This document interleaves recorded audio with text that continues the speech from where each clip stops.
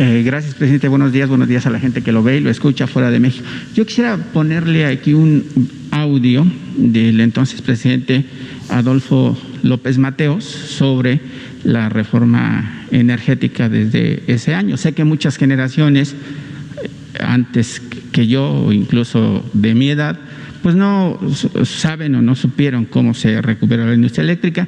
Si me permite ponerlo y después hacerle mis cuestionamientos.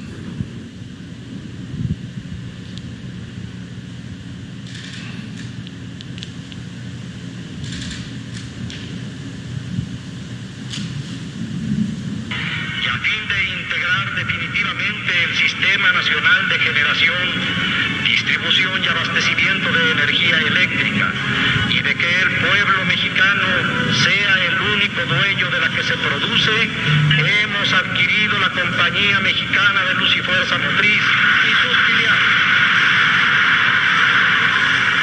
Les devuelvo la energía eléctrica, que es de exclusiva propiedad de la nación, pero no se confíen, porque en años futuros algunos malos mexicanos identificados con las peores causas del país intentarán por medios sutiles entregar de nuevo el petróleo y nuestros recursos a inversionistas extranjeros.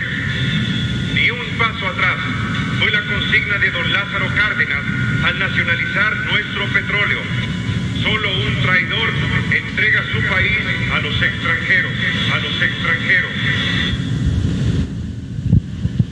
Presidente, con respecto a la industria eléctrica que se está manejando ahorita en el Congreso, yo quisiera hacerle una pregunta sobre la opinión del Fondo Monetario Internacional, donde dice que bueno, el crecimiento de México en este año, a 2 meses y medio de que concluya, será de 6.2%, el próximo año será de 5.2%. Sin embargo, el Fondo Monetario Internacional no todo lo que dice son miel sobre hojuelas.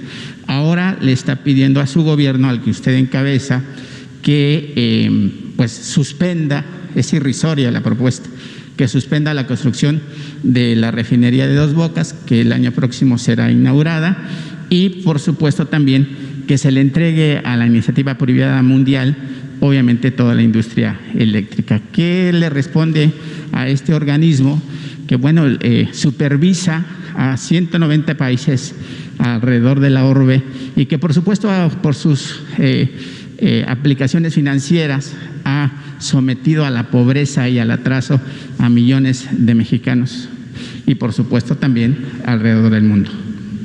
Pues que no estoy de acuerdo con ellos, respeto sus políticas, no creo en sus políticas, causaron la decadencia económica, social en el mundo. Ellos son responsables de la crisis mundial. Los del Fondo Monetario Internacional y otros organismos financieros internacionales. Pero también en abono a estos organismos, la mayor responsabilidad recae en los gobiernos neoliberales que se sometieron a esas políticas.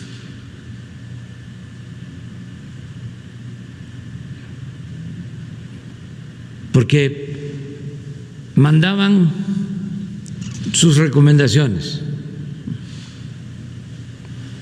sus recetas, y se aplicaban en los países al pie de la letra. Por ejemplo, eso, ¿no? Va bien la economía de México, van a crecer, 6.2%. Pero les recomendamos que no construyan la refinería de Dos Bocas. Mejor sigan comprando las gasolinas en el extranjero. Es más rentable.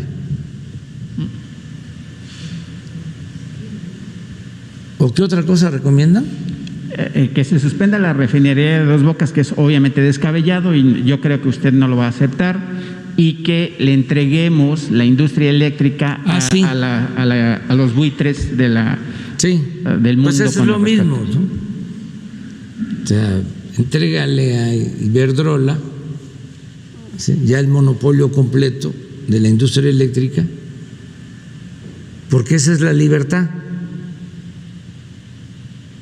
de mercado, entendida como la libertad del zorro en el gallinero.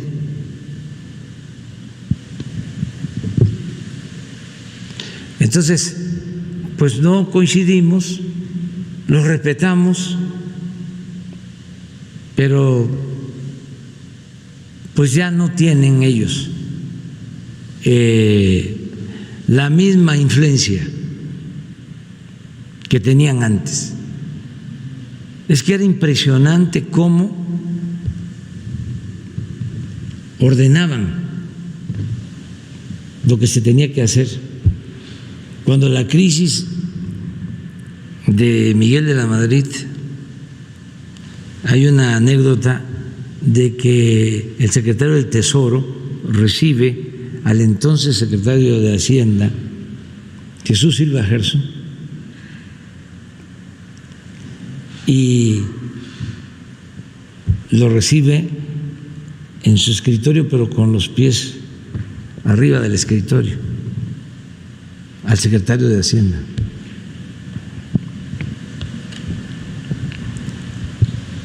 Y tienen que entregar petróleo por anticipado, se hipoteca el petróleo.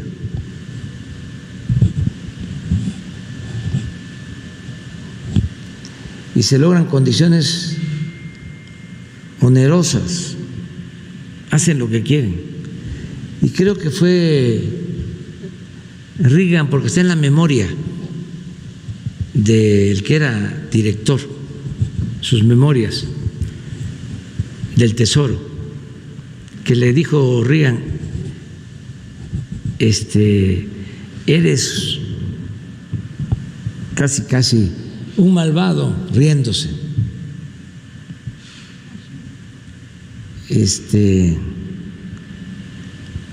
Aplastaste a los mexicanos. Y ja.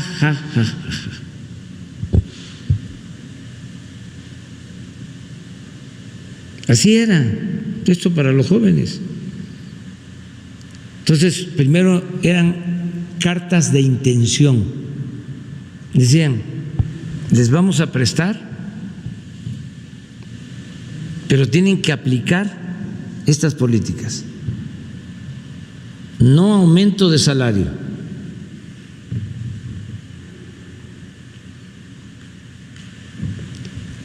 incremento del costo de los servicios públicos.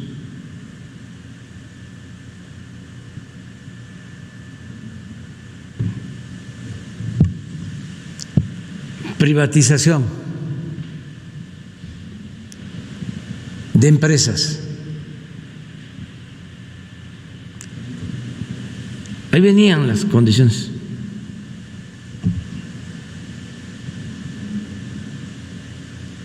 En las llamadas cartas de intención. Y luego ya no hacía falta que se firmaran las cartas de intención, porque los que manejaban la política económica en México estaban formados por ellos. Se cumplió con el presagio, con el pronóstico de aquel jefe del Departamento de Estado. A ver si lo encuentras, el de la frase aquella de que es muy fácil dominar a México. Si estudian en nuestras universidades, decía el jefe del Departamento de Estado, nosotros los formamos y luego ellos van a estar a nuestro servicio. De modo que para dominar a México no hacen falta medidas militares. Van a ver la frase, ¿eh? Todo esto es para los jóvenes. Pero desde luego las cosas han cambiado porque en Estados Unidos hay más respeto hacia México. Ya les dije en una ocasión cómo en la primera plática que tuvimos por teléfono, estaba yo en Valladolid y hablé por teléfono con el presidente Biden, ya cuando lo habían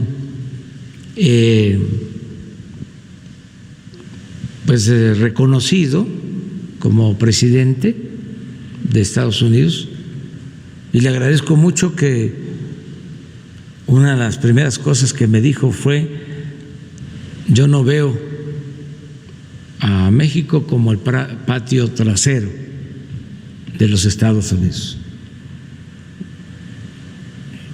Y se lo agradecí mucho. Digo, pues ya empezamos a entendernos, porque eso es muy importante. Pero eso es nuevo. Antes no era así. Claro, hubieron excepciones con el presidente Roosevelt, con el presidente Kennedy, que se entendió bien, con el presidente Adolfo López Mateos. El presidente Roosevelt se entendió bien con el presidente Cárdenas, y John F. Kennedy se entendió bien con el presidente Adolfo López Mateos.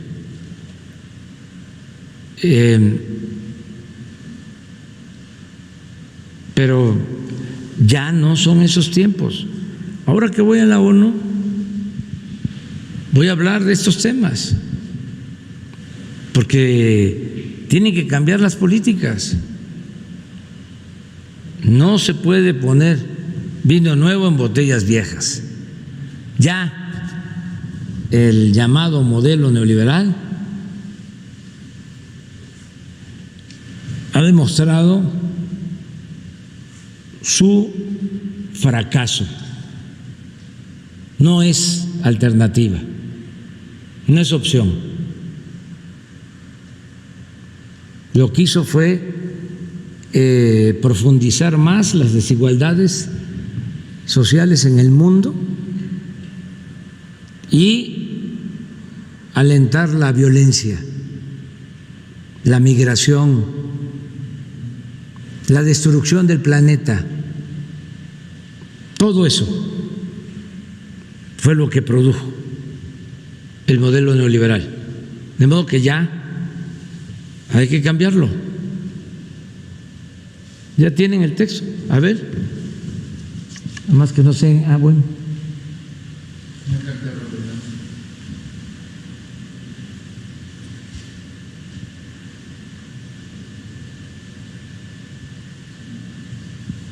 Sí, es una carta del exsecretario de Estado de Estados Unidos, Vance,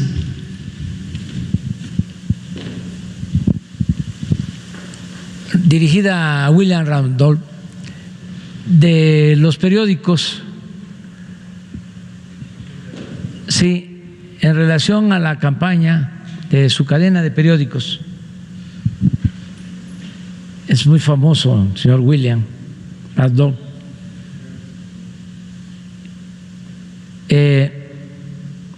Para poner en la presidencia de México a un estadounidense y terminar con la Revolución Mexicana, que amenazaba los intereses de las grandes corporaciones norteamericanas, principalmente petroleras. Miren lo que dice el ex secretario de Estado. México es un país extraordinariamente fácil de dominar, porque basta con controlar a un solo hombre, el presidente.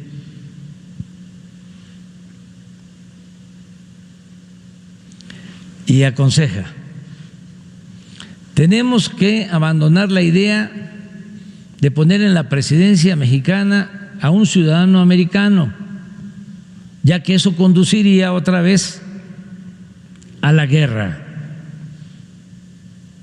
La solución necesita de más tiempo. Debemos abrirle a los jóvenes mexicanos ambiciosos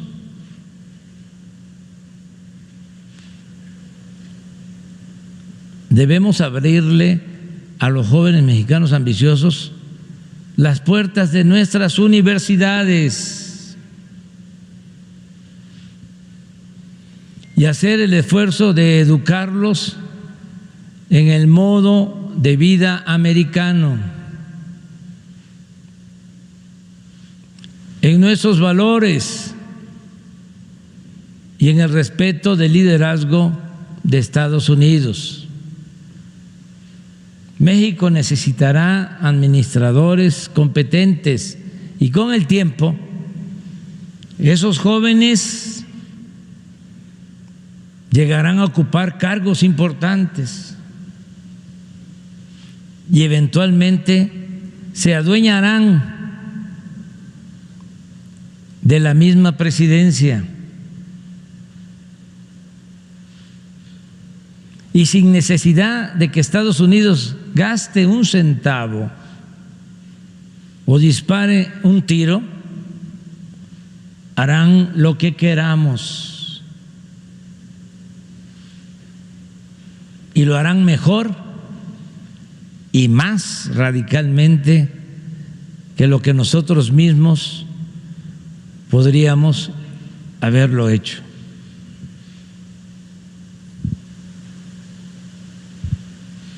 ¿De qué año es esto? 1920.